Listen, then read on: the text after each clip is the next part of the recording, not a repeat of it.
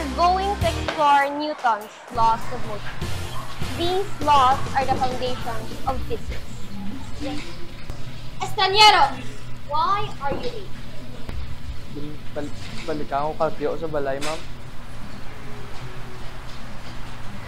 Sit down and open your book.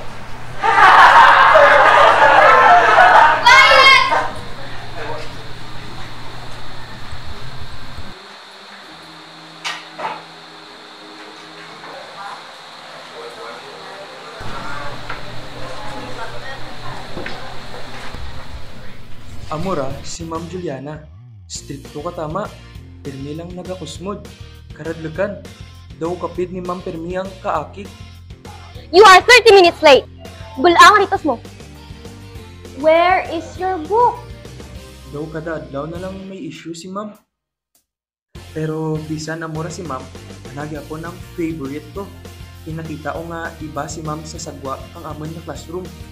Para kadlaw, kaguntis may pa-joke pa. Ang obra ni Ma'am, wala lang nagaunta sa silid ng classroom. Si Ma'am, daw si Wonder Woman. Makitaan mo ta na naga-MC sa program.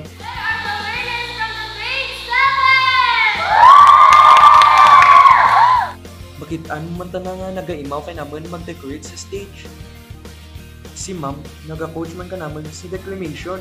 Kumura ganiti intermission, si Ma'am, one pull away.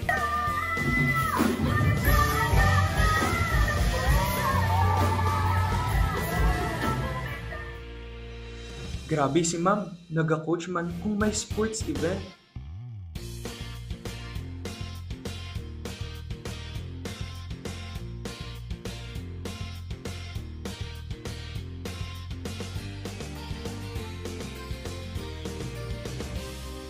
Inspirasyon si Ma'am kang tanan.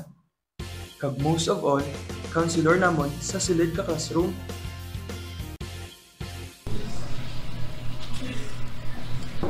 I'm really worried sa mga grades kag late mo this month. I'm so sorry, good Ma'am. Hindi na pa maliwat. Kung may mga problema ka man sa balay niya, tigya lang ako para istoryahan ka. Tandai, ako ang nanay dito sa eskwelahan.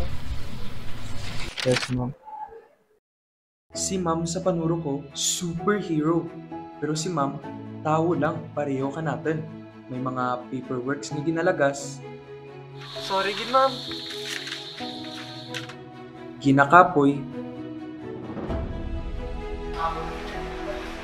Ginamasakit. Kag may mga ginaagyan nga problema.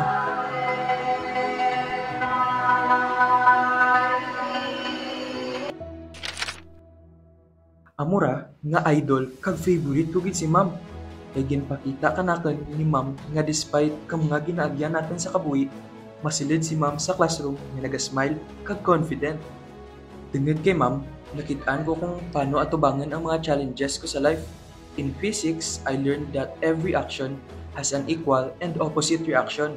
Every lesson, every act of patience, every bit of kindness creates a reaction. Reaction such as inspiring students, shaping futures, and echoing for generations. Teachers are the unseen forces in our lives. They overcome our inertia, guide us through our challenges, and leave lasting reactions that shape who we become. Happy Teachers' Day, Ma'am and Sir!